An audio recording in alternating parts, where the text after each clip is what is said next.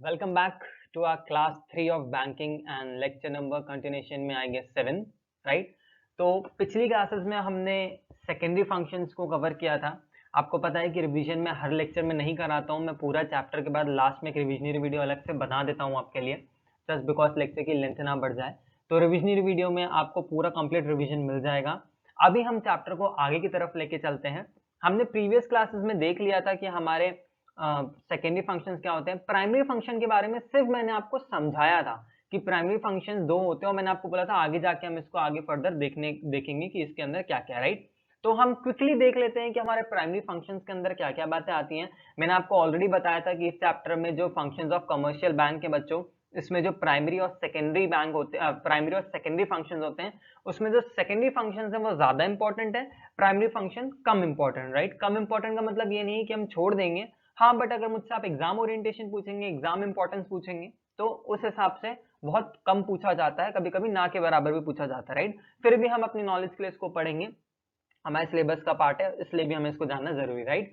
तो बच्चों सबसे पहली बात जो मैंने प्राइमरी फंक्शन में क्या बताई थी आपको कि बैंक प्राइमरी फंक्शन में दो काम करता है। क्या? वही जो बैंक के जनरल काम है, क्या? पैसे लेना और पैसे देना, राइट। पैसे लेना और पैसे देना। तो बच्चों ये जो पैसे लेता है, दैट इज जो डिपॉजिट्स को वो एक्सेप्ट करता है, क्या वो डिपॉजिट एक्सेप्ट ऐसे ही कर लेता है? दैट मीन्स कि आपने लेके पैसे चले गए, तुरंत दे दिया तो उसने अपने हिसाब से कहीं पे भी उसको रख दिया? नहीं बच्चों। सर कहने का मतलब ये है कि आपको जो स्क्रीन में दिख रहा है, अब हम वो पढ़ने जा रहे हैं आगे, कि जब कमर्शियल बैंक डिपॉजिट को एक्सेप्ट करता है तो वो अलग अलग फॉर्म से उसके लिए अलग अलग फॉर्म से उसको रिकॉग्नाइज करता है और अलग अलग फॉर्म से उसके अकाउंट्स बना के फिर उसको वो एक्सेप्ट करता है, राइट। तो जो बेटा बैंक होता है हमारे पैसे एक्सेप्ट जरूर करता है, पर एक्सेप्ट करता है on the basis of several forms, on the basis of criteria कि हम किस बेसिस पे डिपॉजिट करना चाह रहे हैं, राइट। डिपॉजिट हमारी कौन से फॉर्म में है। तो आप जनरली देखेंगे तो हो सकता है अगर आपके पेरेंट्स हो, आपके मम्मी पापा हो या आपका भी बैंक अकाउंट है, तो आपने ये तीन बातें तो बहुत कॉमनली सुनी होगी कि आपका या तो सेविंग अकाउंट हो सकता है, राइट, या तो अगर आपके घर से आपके पापा या आपका कोई भी बिजनेसमैन है तो आपका करंट अकाउंट हो सकता है, और आपने बहुत जनरली सुना होगा इंडियन प्लानिंग में या इंडियन हमारी फैमिलीज में तो बहुत ही ज्यादा प्रोमिनेंट होता है एफडी, राइट। एफडी सुना होगा, फिक्स डिपॉजिट। तो ये तीन तरीकों को, ये तीन तरीके के जो अलग अलग अकाउंट है उसको हम थोड़ा सा अपन नॉलेज लेंगे। इसके अलावा भी अकाउंट होते हैं रिकरिंग डिपॉजिट अकाउंट, पर उसके बारे में ऐसे काफी अकाउंट और भी होते हैं, पर इसके बारे में हम नहीं जाएंगे, कभी जनरल डिस्कशन करेंगे उसमें हम कर लेंगे, नहीं तो हम बहुत आगे पहुंच जाएंगे, हमारे सिलेबस के स्कोप के भी वो बाहर है, राइट। तो जितना है उतना हम पढ़ने की कोशिश कर रहे हैं, कंसिडरिंग द फैक्ट कि ये ऑलरेडी कम पूछा जाता है, फिर भी जितना है हम उतना तो कवर करेंगे ही करेंगे, राइट। तो बच्चों जो बैंक पैसा एक्सेप्ट करता है वो तीन तरीके के अकाउंट में एक्सेप्ट करता है। ये तीनों अकाउंट एक दूसरे से कैसे अलग हैं ये अपन देखने की कोशिश कर रहे हैं, अपनी स्क्रीन पे रीड करेंगे। Commercial bank accept deposits from the public in several form. Different types of accounts are, right? जो डिपॉजिट होता है वो अलग अलग तरीके से होता है, तो ये तीन अलग अकाउंट है जिनमें वो डिपॉजिट को एक्सेप्ट करता है, राइट। तो हमने तीन कॉलम बना लिए, तीन बेसिस के भी अपन ने देख लिए, इस हिसाब से अपन देखेंगे, राइट। तो सबसे पहले सेविंग अकाउंट, फिर करेंट अकाउंट, फिर फिक्स डिपॉजिट अकाउंट। आप में से बहुत सारे लोगों को ये पता भी होगा और आपको नहीं पता है, तो आज हम जान लेंगे कि ये क्या क्या होते हैं, इनमें हम कैसे कैसे काम करते हैं, राइट। तो सबसे पहले हमने क्या लिखा है, saving account meaning payable on demand and withdrawable by cheque. Current account payable on demand and withdrawable by check.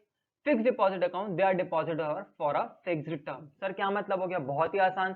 Saving account जब चाहे पैसा आप डाल सकते हैं और पैसा निकाल सकते हैं, payable on demand withdrawable by cheque. Same current account पैसा डाल सकते हैं और पैसा निकाल सकते हैं, राइट। मीनिंग समझने में कोई ज्यादा परेशानी नहीं होगी, राइट। पर क्या एफडी के बारे में आपने सुना है ऐसा? एफडी में जब चाहे पैसा डालो जब चाहे पैसा निकाल लो? नहीं, उसमें रिस्ट्रिक्शन होता है, उसमें एक लॉकिंग पीरियड होता है कि अगर आप एफडी करवा रहे हैं तो आप इतने साल के लिए करवा रहे हैं। May it be 3 years, may it be 4 years, may it be 2 years, right, may it be 1 year। आजकल तो ऐसी वाली भी एफडी होती है जो फ्लेक्सिबल एफडी है, राइट। तो अगर फिक्स्ड डिपॉजिट अकाउंट एक ऐसा अकाउंट होता है बच्चों जिसमें अगर आपने एक बार पैसा डाला, वो पैसा आप जितने पीरियड के लिए उसको लगाते हैं वहां पे उतने पीरियड के लिए वो ब्लॉक हो जाता है और मेच्योरिटी डेट से पहले आप वो पैसा नहीं निकाल सकते हैं, राइट। हाँ, अगर आपको बहुत अर्जेंट है तो आप एफडी तोड़वा सकते हैं, that is something different. But जो जनरल रूल है उसके अंदर अगर आप एक बार फिक्स डिपॉजिट करवाते हैं तो fix deposit remain fix for a certain period of या certain tenure of years, right, may be 2 years, 3 years, इस हिसाब से फिक्स डिपॉजिट अकाउंट होता है। बट सेविंग अकाउंट और करंट अकाउंट ऐसा कुछ नहीं होता है। सेविंग अकाउंट में आप पैसा जब चाहें डाल सकते हैं, करंट अकाउंट में जब चाहे पैसा निकाल सकते हैं, राइट। मीनिंग में हमने कुछ थोड़ी बातें देखी, आगे और देखने की कोशिश करते हैं। अब इसमें क्या क्या बातें डिफरेंट है तीनों एक दूसरे से, उसको मैं बताने की कोशिश कर रहा हूँ। नेक्स्ट पॉइंट आपने देखा इंटरेस्ट ऑन डिपॉजिट, ठीक है, आई गेस कुछ स्पेलिंग मिस्टेक है, चलिए कोई बात नहीं, अवॉइड कर दीजिएगा, कभी कभी हो जाती है। Interest on deposit. तो बच्चों एक बात मुझे बताना कि क्या आपने कभी भी ऐसा देखा है कि आपका जो फिक्स डिपॉजिट अकाउंट है इतना पॉपुलर क्यों है, लोग इतना पैसा क्यों, लोग इतना एफडी क्यों करवाते हैं? जनरली आपने सुना ही होगा, कम से कम बचपन से लेकर आज तक लाइफ में एक ना एक बार तो आपने जरूर सुना होगा कि हाँ भैया एफडी करवा लो, एफडी है अपनी, पक्का। बेटा फिक्स डिपॉजिट अकाउंट इसलिए लोग ज्यादा करवाते हैं क्योंकि उसमें जो इंटरेस्ट रेट होता है वो ज्यादा होता है, राइट, जो ब्याज मिलता है उस पे वो ज्यादा होता है, इसलिए लोग क्या प्रेफर करते हैं, फिक्स डिपॉजिट अकाउंट को या एफडी करवाना ज्यादा प्रेफर करते हैं, ठीक है। ऑल्दो अगर आप ज्यादा बड़े होंगे, आप थोड़ा सा इन सारी चीजों को समझेंगे तो आपको समझ में आएगा कि बहुत सारे और भी अच्छे इन्वेस्टमेंट के तरीके हैं। FD is not one of the best investment that I would suggest. FD हालांकि एक लॉस मेकिंग इन्वेस्टमेंट होता है, पर आप उसको अभी नहीं समझे तो अच्छा है, कभी हम क्लास में इसको डिस्कस करके अच्छे से देखेंगे क्यों ऐसा होता है, राइट। बट फिर भी जितना लोगों को पता है उस हिसाब से लोग एफडी एंड ऑल ज्यादा करते हैं, कुछ में इंटरेस्ट का रेट ज्यादा होता है, पक्का, ठीक है सर, क्लियर है, पक्का। तो इंटरेस्ट ऑन डिपॉजिट में सीधे लास्ट वाले कॉलम पे आना, fix deposit account, higher rate of interest is given. आपने देखा होगा कि interest of higher rate of interest is provided या गिवन, रीजन बीइंग पैसा लंबे समय के लिए आपके लिए ब्लॉक होता है, पक्का। अच्छा, अब सीधे सीधे आपको करंट अकाउंट पे लेके आता हूं। सर क्यों? क्योंकि करंट अकाउंट में लिखा नो इंटरेस्ट इज गिवन। क्या आप बात कर रहे हो सर, करंट अकाउंट में कोई इंटरेस्ट नहीं मिलता? नहीं बच्चों, ध्यान से समझना करंट अकाउंट होता क्या, और करंट अकाउंट के यूजर्स कौन होते हैं, इसी बहाने हम यूजर्स पे भी थोड़ा चर्चा कर देते हैं, तीनों के यूजर्स बता दूंगा तो पॉइंट्स हमारे क्लियर होते चलेंगे। बच्चों करंट अकाउंट एक ऐसा अकाउंट होता है जिसमें फ्रीक्वेंटली पैसा आता है और फ्रीक्वेंटली पैसा जाता है। क्यों सर, ऐसा क्यों? क्योंकि जनरली जो उसके यूजर्स होते हैं वो बच्चों बिजनेसमैन होते हैं, वो बिजनेस हाउसेस होते हैं जिनको रोज, देखो मान लीजिए कि आपका कल का कोई बिजनेस है, ठीक है, आपका कोई फर्नीचर की दुकान है, आपका इलेक्ट्रॉनिक्स की दुकान है, तो रोज के समय आपको अपना सामान बेचना भी है और रोज आपको सामान खरीदना भी है, राइट। और रोज नहीं तो सही तो आपको पेमेंट तो फ्रीक्वेंट इंटरवल पे करनी है, twice a week, thrice a week, payment तो बहुत सारी होती है, आपका रॉ मटेरियल परचेज करना, रेंट देना, फलाना टिकाना। तो क्या होता है बच्चों, जो बिजनेसमैन होते हैं वो किसी एक समय के लिए पैसे को अकाउंट में रोक के नहीं रख पाते, क्योंकि हो सकता है कि किसी एक दिन उनको 1 लाख की पेमेंट हुई, उसी दिन 1 लाख का उन्होंने क्या कर लिया, सॉरी 1 लाख की इनकम रिसीव हुई, उसी दिन उन्होंने 1 लाख की पेमेंट कर दी। या हो सकता है उनको जो पैसा मिला, मेड भी 2 लाख, 3 लाख, 5 लाख, उसमें से 3 लाख की उनकी पेमेंट हो गई। कहने का मतलब है कि at a particular point of time एक फिक्स्ड अमाउंट ऑफ मनी उसमें रहता ही नहीं है, पक्का। उसमें पैसा फ्लक्चुएट होता रहता है, बहुत हाई लेवल ऑफ फ्लक्चुएशन होता है, कभी एकदम से बहुत ज्यादा पैसा आ गया, कभी पूरा निकल गया, कभी थोड़ा, कभी बहुत ज्यादा, किसी एक समय के लिए पैसा रुकता ही नहीं है, क्योंकि बिजनेस का नेचर ही ऐसा होता है कि ट्रांजेक्शन बहुत फ्रीक्वेंट होते हैं, बहुत मल्टीपल ट्रांजेक्शन होते हैं, कभी भी पैसा बहुत सारा आ सकता है, कभी भी बहुत सारा पैसा निकल सकता है, राइट। तो इस वजह से कोई एक निश्चित पैसा तो रुका नहीं आपके अमाउंट में, किसी दिन तो आपके में पैसा जीरो भी है और किसी दिन आपके पैसा आपके अकाउंट में 10 लाख रुपए भी है। तो भाई इस हिसाब से हम कहां से आपको इंटरेस्ट दे दें जब हमको पता ही नहीं कि आपके अकाउंट में किसी निश्चित समय में पैसा रुक कितना रहा, राइट। जब आपको यही नहीं पता है तो उस पर कोई भी इंटरेस्ट नहीं प्रोवाइड किया जाता, राइट। ये मैंने आपको एक बहुत सिंपल समझने की बात बताई, क्योंकि चीजें अगर टेक्निकली देखें तो थोड़ी और कॉम्प्लिकेटेड भी है, पर मैं आपको वहां ले जाके नहीं फंसाना चाहता, कि कंसिडरिंग द फैक्ट कि आप वीडियो में भी सुन रहे हैं, इसलिए अगर आपको कोई डाउट आ जाए तो फिर आप फ्रीक्वेंट मुझसे कभी नहीं पूछ पाए। वैसे कॉन्टैक्ट तो आप कर रहे हैं व्हाट्सएप एंड ऐप के थ्रू, पर फिर भी कभी आपको क्यूरियोसिटी, आउट ऑफ क्यूरियोसिटी आपको नहीं समझ में आया, तो इसलिए मैं आपको उस तरह कंफ्यूज नहीं करूंगा, बस आपको सिंपल बातें बता, ठीक है। तो जो फिक्स डिपॉजिट अकाउंट होता है उसमें पैसा रुकता है, एक निश्चित समय के लिए रुकता है, और पैसा भी कितना होता है वो भी डेफिनेट होता है, इसलिए उसमें रेट ऑफ इंटरेस्ट हाई होता है। करंट अकाउंट में कोई भरोसा नहीं, नो इंटरेस्ट गिवन। अच्छा, saving account, saving account generally आपके सैलरी अकाउंट होते हैं जिसमें आपकी सैलरी आती है। तो ऐसा कभी नहीं होता बच्चों की आपकी सैलरी अगर 50,000 आई है तो आपने 50,000 के 50,000 खर्च कर दिए, आपका एक फिक्स पैटर्न होता है, ठीक है। ओवर द पीरियड वो पैटर्न इंक्रीज होता है जैसे आपकी इनकम इंक्रीज होती है। जैसे मान लीजिए अगर 50,000 आए तो आपका खर्चा 30,000 होगा, ज्यादा से ज्यादा किसी दिन 35 हो जाएगा, कभी कभी 25 हो जाएगा, फ्लक्चुएशन ज्यादा ही नहीं रहता आपके अकाउंट में। निश्चित समय पे कुछ ऐसा पैसा तो होता ही है जो हमेशा के उस अकाउंट में रहता ही रहता है, राइट। तो इस हिसाब से सेविंग अकाउंट में इंटरेस्ट प्रोवाइड करते हैं, बट क्योंकि एक डेफिनेट अमाउंट हमेशा नहीं रहता जैसे कि फिक्स डिपॉजिट अकाउंट में होता है बच्चों, इसीलिए जो आपका सेविंग अकाउंट है उसमें इंटरेस्ट तो मिलता है but it is lower than the fix deposit account. तो आपका जो सेविंग अकाउंट है बच्चों उसमें इंटरेस्ट कम मिलता है, करंट अकाउंट में बिल्कुल भी इंटरेस्ट नहीं मिलता है और फिक्स डिपॉजिट अकाउंट में सबसे हाई रेट ऑफ इंटरेस्ट मिलता है। पक्का? अच्छा बच्चों, इनके यूजर्स को लगे हाथ देख लो, यूजर्स कौन है? House hold and firms, saving account का, फिक्स डिपॉजिट का भी house hold and firms, house hold हो सकते हैं हमारे जैसे लोग या फर्म्स हो सकती हैं, वो हो सकते हैं, और जो करंट अकाउंट है उससे यूजर्स कौन है? बिजनेसमैन। पक्का? तो यहां तक आपको क्लियर है। अच्छा, चेक रिस्ट्रिक्शन एक बात और है कि बेटा जो आपका करंट अकाउंट है इसमें फ्रीक्वेंट पेमेंट होती रहती है, राइट? और कभी कभी ऐसा भी होता है कि हो सकता है कि आपको जो पेमेंट करनी है आपके पास तुरंत कैश नहीं हो, शाम को आ रहा है, अगले दिन आ रहा है, 3 दिन बाद आ रहा है, तो आप चेक्स का बहुत यूज करते हैं वहां पे कि आपने तुरंत कोई पेमेंट करनी है तो आपने चेक को क्या कर दिया, तुरंत फाड़ के दे दिया कि भैया ये लो आप पेमेंट कर लेना, मेरी 3 दिन बाद क्लियर कर लेना, 1 हफ्ते बाद लगा देना, 2 दिन बाद लगा देना, क्योंकि मेरे अकाउंट में अभी इतना पैसा नहीं है, पर आ जाएगा। And cheque is as good as cash. पक्का? तो बिजनेसमैन जो होते हैं, जो अपना बिजनेस करते हैं, उनको चेक्स का बहुत फ्रीक्वेंट यूज होता है, इसलिए करंट अकाउंट में जो चेक होता है वो आप कितने भी यूज कर सकते हैं, कोई रिस्ट्रिक्शन नहीं है। पर सेविंग अकाउंट में रिस्ट्रिक्शन होता है, किसी किसी बैंक में 20 चेक्स का रिस्ट्रिक्शन होता है, ठीक है, depending upon your bank and depending upon certain condition, ये चेक्स पे रिस्ट्रिक्शन बनते हैं, ठीक है। तो हो सकता है कि इसमें 20 चेक्स का रिस्ट्रिक्शन होता है सेविंग अकाउंट में, ये नंबर कुछ भी हो सकता है, पर हाँ रिस्ट्रिक्शन होता है कि आप फ्रीक्वेंट चेक के थ्रू पेमेंट नहीं कर सकते हैं, कर सकते हैं पर up to a certain limit. पक्का?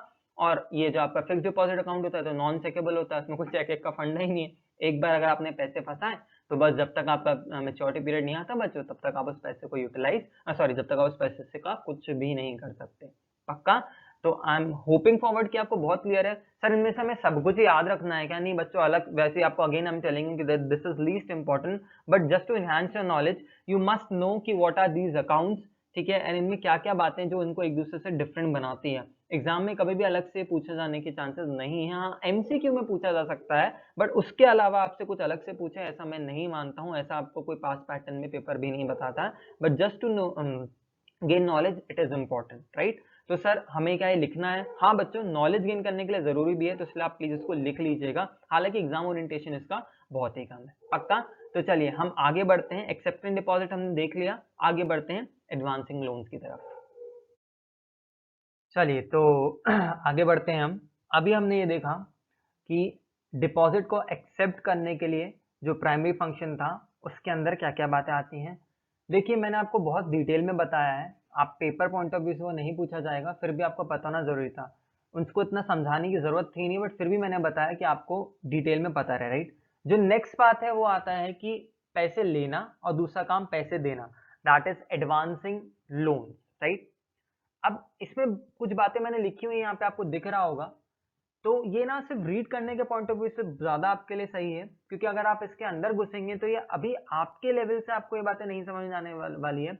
ऑथर का नजरिया होता है, आप अपनी बुक देखेंगे, अगर संदीप गर्ग या आपके पास वीके हो रही होगी या दिनेश एडिशन होगा, कोई सा भी हो सकता है, ऑथर को कंप्लीट करना रहता है इसलिए वो सारी चीजें लिखता है, बट अगर आप ट्रस्ट में अगर आप देखेंगे तो ये बातें हमें एग्जाम पॉइंट ऑफ व्यू से इतनी इंपॉर्टेंट नहीं है, क्योंकि इतनी ज्यादा बाइफिकेट करके चीजें नहीं पूछी जाएंगी अंदर घुस के, कंसिडरिंग द फैक्ट कि ये आपके 2 चैप्टर 6 मार्क्स के मिला के हैं, एंड कभी भी बैंकिंग चैप्टर में से और भी बातें बहुत इंपॉर्टेंट है, सिर्फ ये नहीं पूछा जा सकता कि आपके प्राइमरी फंक्शंस बताइए उसके अंदर की बातें या सेकेंडरी फंक्शन, वो लीस्ट इंपॉर्टेंट है। तो बहुत सारी बातें इसमें स्ट्रेट अवे मैं आपको बता दूं कि बहुत डिटेल में जाके इसलिए भी नहीं समझाऊंगा क्योंकि बहुत कंफ्यूजन क्रिएट कर देगा कभी कभी, और इतना आपसे पूछा नहीं जाएगा, राइट? तो जितना हमारे लिए हाल फिलहाल इंपॉर्टेंट है उतना पढ़ने की कोशिश करते हैं। तो लोन देने का काम क्या होता है? कमर्शियल बैंक जितना टोटल डिपॉजिट टोटल डिपॉजिट वो उसके पास आता है, उसका उनको एक बात पक्का पता है कि अगर 10 लोगों ने पैसा जमा करके गए हैं तो 10 लोग एक साथ ही खड़े नहीं हो जाएंगे बैंक के बाहर आके कि भाई हम हमारे पैसे अब वापस दो या हमारे पैसे हमें निकालने हैं। तो इस चीज को ध्यान में रखते हुए बैंक क्या करता है, टोटल डिपॉजिट का कुछ हिस्सा रिजर्व क्रिएट करता है, उसके बाद रेस्ट ऑफ द अमाउंट वो लेंड करने के लिए या लोन देने के लिए यूज करता है, राइट? ये मैकेनिज्म भी बहुत अच्छे से पढ़ेंगे अपन चैप्टर के लास्ट में कि क्रेडिट क्रिएशन क्या होता है, ये एक बहुत इंपॉर्टेंट टॉपिक है जो चैप्टर में हमें समझना है, प्रैक्टिकली बहुत इंपॉर्टेंट है। बट अभी हाल फिलहाल के लिए समझिए कि बैंक अपने टोटल डिपॉजिट का कुछ हिस्सा रिजर्व के रूप में अपने लिए रखता है आरबीआई के पास, और उसके बाद रिमेनिंग अमाउंट वो लेंड कर देता है लोन के रूप में, ठीक है? फिर चाहे जब आप बैंकों में जाते हैं आपको पर्सनल लोन चाहिए हो, आपको अपने एजुकेशन के लिए लोन चाहिए हो, आपको अपने हाउस के लिए लोन चाहिए हो, आपको शॉर्ट टर्म लोन चाहिए हो, आपको कैश क्रेडिट लोन चाहिए हो, आपको डिमांड लोन चाहिए हो, तो यही कुछ बातें मैंने लिखी हैं जो आपके लिए बुक में हालांकि इतना ज्यादा डिटेल में दिया नहीं है। हाँ, ये तीनों बातें लिखी जरूर है पर आपको ये पूछे नहीं जाएंगी और ये एग्जाम पॉइंट ऑफ व्यू से इतना ज्यादा इंपॉर्टेंट नहीं है। ओरिएंटेशन बताना मेरे लिए इंपॉर्टेंट है। हाँ, अगर आपको इनमें से किसी के भी बारे में बहुत डिटेल में जानना है तो आप बेफिक्र से मेरे को या तो व्हाट्सएप कर सकते हैं या चैट में पूछ सकते हैं, जैसे कि आप हमेशा पूछते ही हैं, तो मैं आपको उसमें डिटेल में बता दूंगा। कंसिडरिंग द फैक्ट कि अभी मेरे को वीडियो की ना लेंथ बढ़ानी है और ना ही हमें बहुत ज्यादा आउट ऑफ द बॉक्स जाना है, तो हम लिमिटेड रखने की कोशिश करते हैं, राइट। तो अपन इसको रीड करेंगे। After keeping certain cash reserve the balance is given to needy borrowers and interest is charged from them. Different types of advances made by commercial bank are, जो अलग अलग टाइप के लोन होते हैं वो इस रूप से लिखे हो। आप जस्ट इसको रीड करेंगे, उसको ज्यादा आपको पढ़ने की जरूरत नहीं है। मैं बहुत हल्का हल्का आपको ब्रीफ में बता देता हूँ।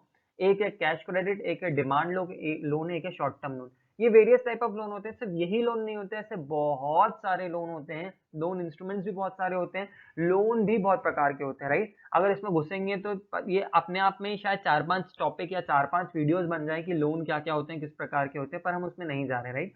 कि हमें जो टॉपिक है उस पर जाते हैं। तो अलग अलग टाइप के लोन्स होते हैं। नीचे से पढ़ेंगे शॉर्ट टर्म लोन जो शॉर्ट पीरियड के लिए दिए जाते हैं, राइट। 120 डेज, 6 मंथ, 12 मंथ ये वाले दिए हैं।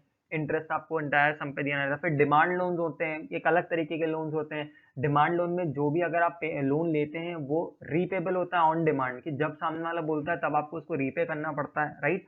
तो ये कुछ अलग अलग क्राइटेरिया है जिससे लोन को अंदर अलग अलग तरीके से इसको बाइफिकेट किया है। डिमांड लोन में लिखा है basically sanction to meet the working capital financial needs, purchase of small equipment business के लिए, raw material, repayment of short term liabilities, ठीक है। These are recalled on demand by the bank at any time. किसी भी time bank उसको क्या कर सकता है, आपसे मंगा सकता है। मेच्योरिटी डेट से पहले, मतलब मेच्योरिटी डेट तो कुछ नहीं होती, आपस में बॉर्डर और लेंडर की सहमति से डिसाइड होता है। हाँ, वो पीरियड 60 दिन से कम का नहीं होना चाहिए। बस बताने के लिए बहुत सारी चीजें हैं पर ट्रस्ट में रेलेवेंट नहीं है, इसलिए मैं बहुत सारी बातें नहीं बता रहा हूँ, फास्ट में आपको बताने की कोशिश कर रहा हूँ।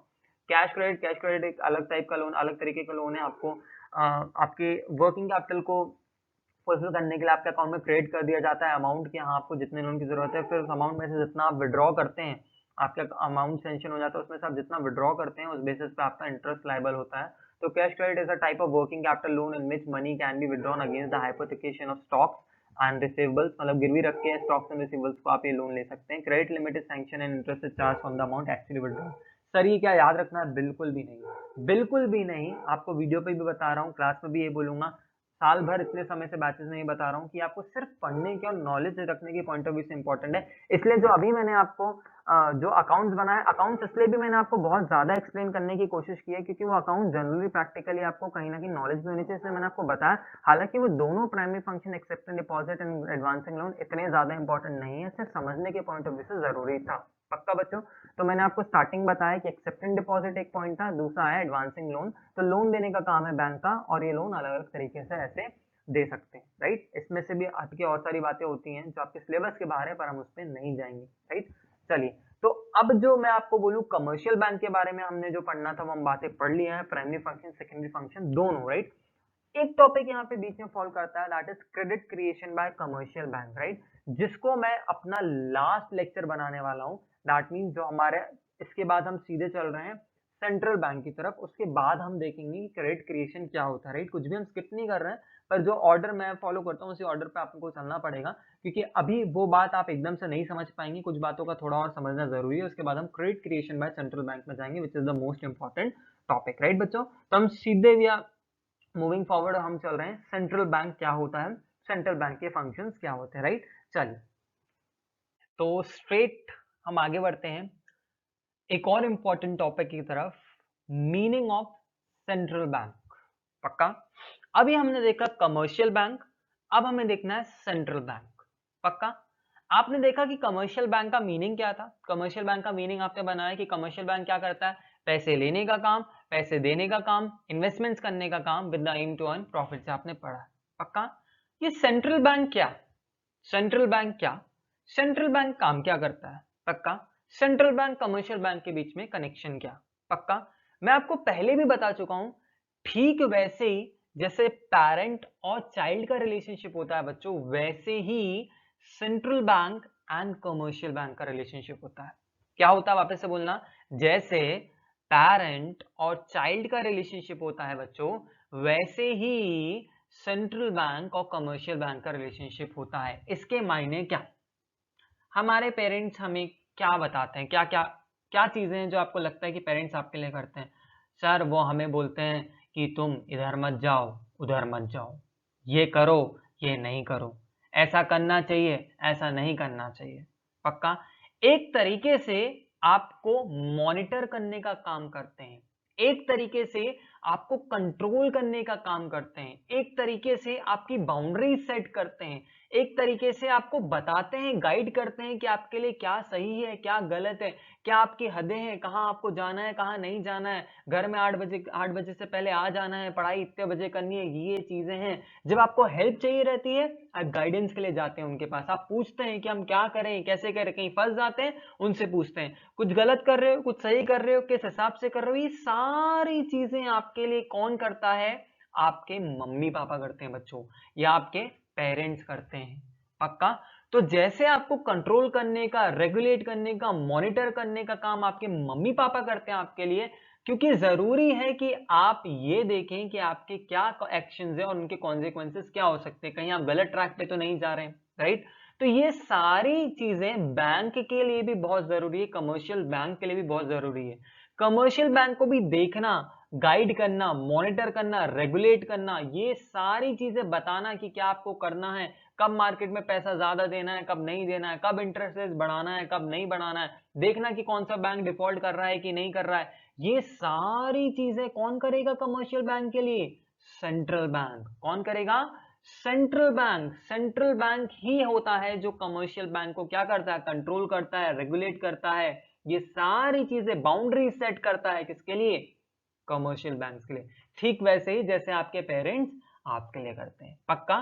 तो सेंट्रल बैंक का मीनिंग बनाना अब ज्यादा मुश्किल नहीं होगा, जो आपके मम्मी पापा आपके लिए करते हैं वैसे ही सेंट्रल बैंक कमर्शियल बैंक के लिए करता है। पक्का? अच्छा सर, सेंट्रल बैंक हमारे इंडिया का क्या है आपको पता है? Reserve bank of India. Sir हर एक कंट्री का अलग अलग सेंट्रल बैंक होता है? हाँ जी, हर एक कंट्री का अलग अलग सेंट्रल बैंक होता है। पक्का? तो पहले हम थोड़ी सी रीडिंग कर लें। चलिए हम पहले थोड़ी सी रीडिंग कर लें, फिर हम आगे बढ़ते हैं। तो आप पढ़ेंगे, central bank is an apex body that controls, operates, regulates and directs the entire banking and monetary structure of the country. Sir ठीक है, धीरे धीरे तोड़ के समझा दो बेटा। पहला शब्द क्या है हाईलाइटेड? एपेक्स। एपेक्स का मतलब the top most, the top most. तो सेंट्रल बैंक एक टॉप मोस्ट बॉडी है, टॉप मोस्ट इंस्टीट्यूशन। आपके लिए आपका हेड कौन? आपके मम्मी पापा, राइट? वैसे ही कमर्शियल बैंक के लिए हेड कौन, टॉप मोस्ट कौन?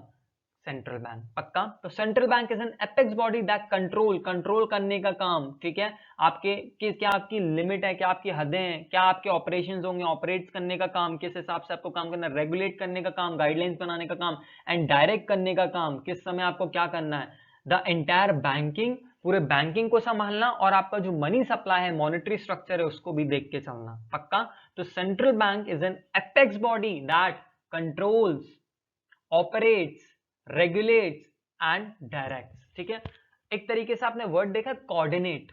कोऑर्डिनेट मींस सर कोऑर्डिनेशन में काम करना, तो आप कोऑर्डिनेट का CORD उठा दे, कॉर्ड, वही आपके इसके शॉर्ट फॉर्म बन जाएंगे। C for control, O for operates, R for regulate and D for direct, ताकि आप मीनिंग फ्रेम कर पाए। ठीक है? तो central bank is equal to cord, ऐसा शॉर्ट में याद रखने के लिए क्या आप लिख पाए।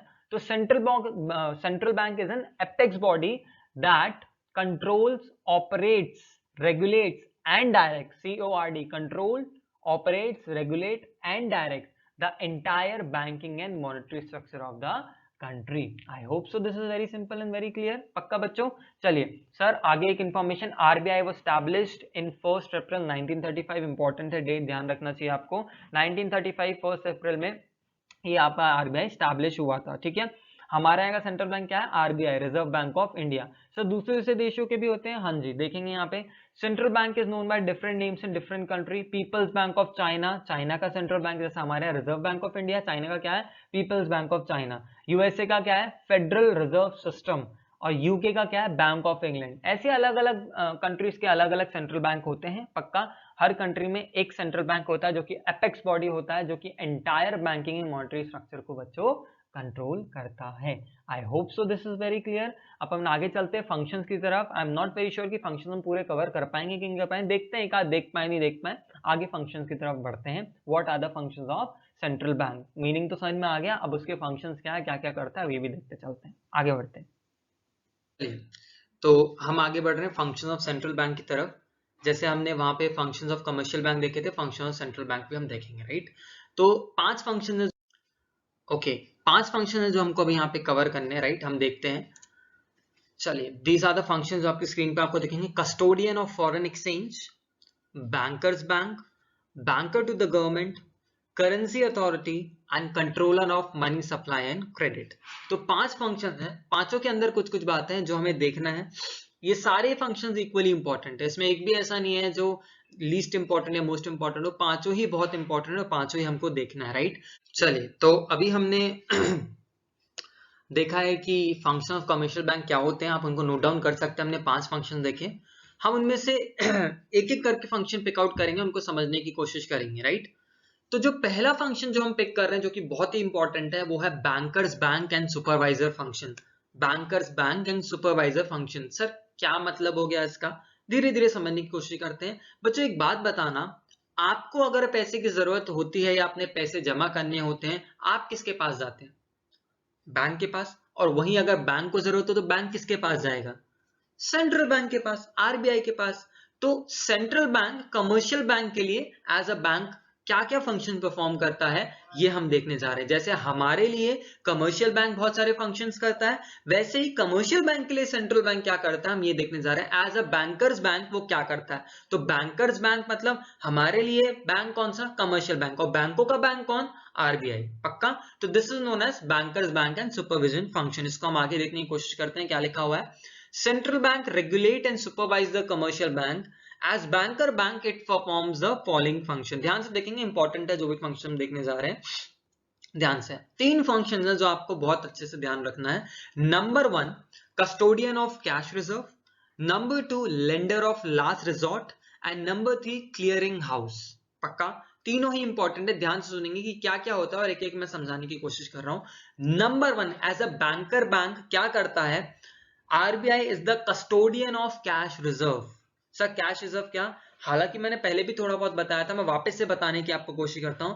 बच्चों जो कमर्शियल बैंक होता है वो अपना टोटल डिपॉजिट का, मान लीजिए कि उसके पास 100 रुपए है उसका टोटल डिपॉजिट, तो 100 रुपए का कुछ परसेंट आरबीआई के पास रखा देगा इन द फॉर्म ऑफ रिजर्व। मान लेते हैं फॉर सपोज एग्जांपल को सिंपल रखने के लिए 20%, एक हाइपोथेटिकल डेटा ले लेते हैं हम कि 20% उसने क्या किया, आरबीआई के पास रखा दिया।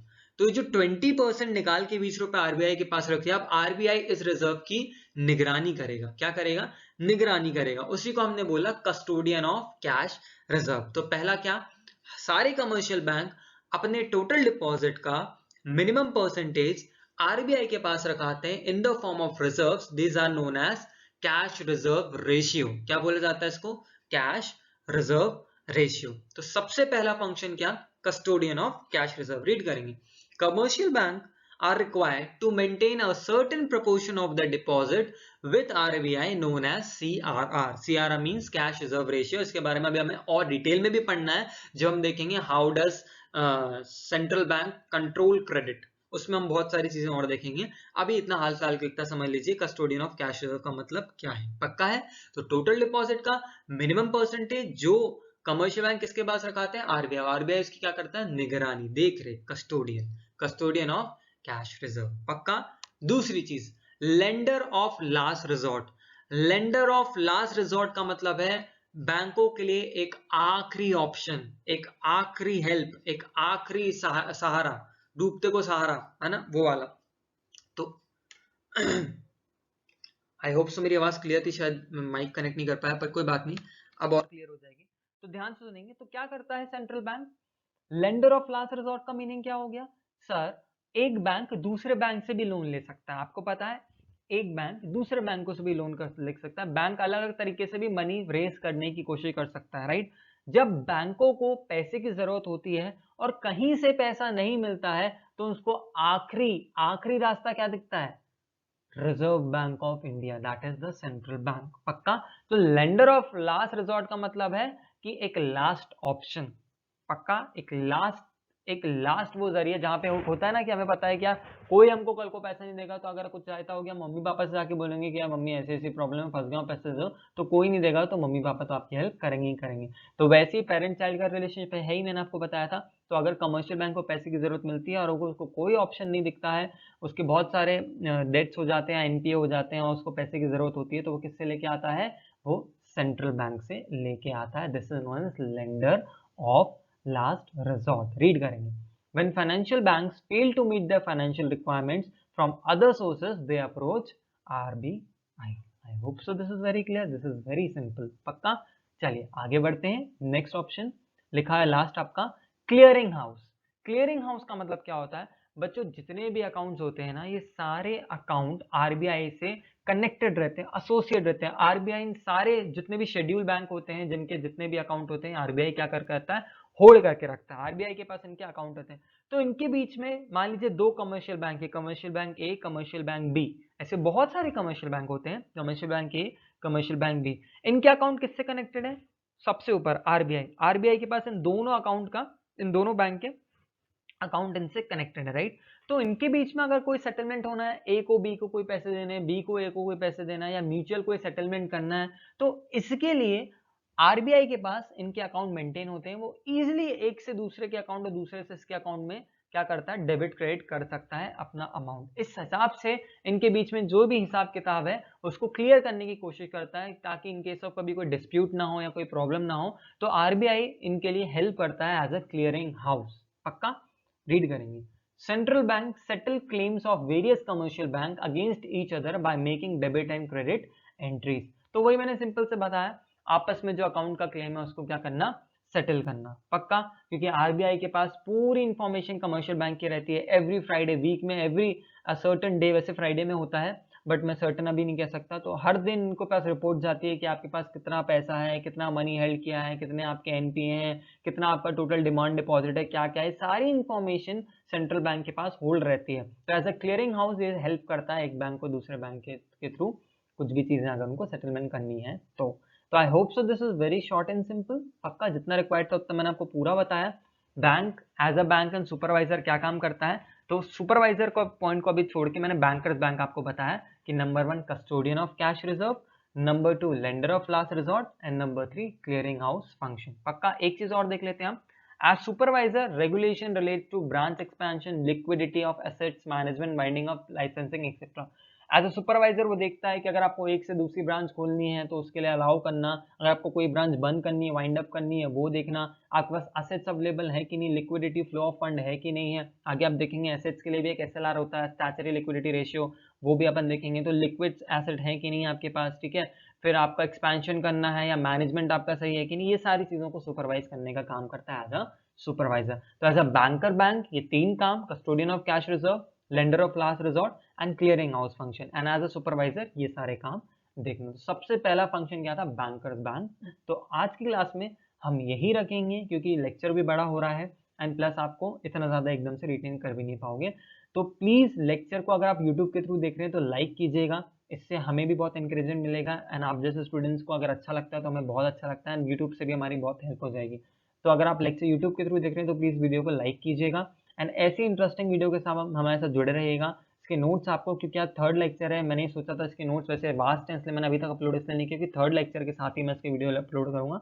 तो आज लेक्चर के साथ इसके वीडियो आपके नोट्स आपके एप्लीकेशन में मार्जिन क्लासेस के अपलोड हो जाएंगे। प्लीज़ उसको डाउनलोड कर लीजिएगा, वहाँ पे आपको नोट्स मिलते हैं, तो आप प्लीज़ उसको डाउनलोड कर लीजिएगा and follow our Instagram page and YouTube पर हमें सब्सक्राइब कीजिएगा। आई होप सो आपने आज का लेक्चर को एंजॉय किया। हमने देखा प्राइमरी फंक्शंस क्या थे, हमने देखा सेंट्रल बैंक क्या होता है और उसके फंक्शंस क्या थे। जो 5 फंक्शन में थे उसमें से हमने एक को पिक किया, बैंकर बैंक एंड सुपरवाइजर। पक्का?